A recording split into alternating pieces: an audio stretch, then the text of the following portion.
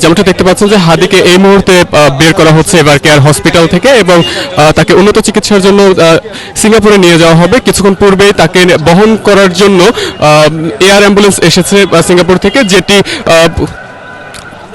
ঢাকায় এসে পৌঁছেছে, অর্থাৎ এয়ারপোর্টে রয়েছে এবং বর্তমানে তিনি কিন্তু এভার কেয়ার হসপিটাল থেকে, অর্থাৎ ওসমান হাদিকে এভার কেয়ার হসপিটাল থেকে বের করা হচ্ছে আমরা দেখতে পাচ্ছি।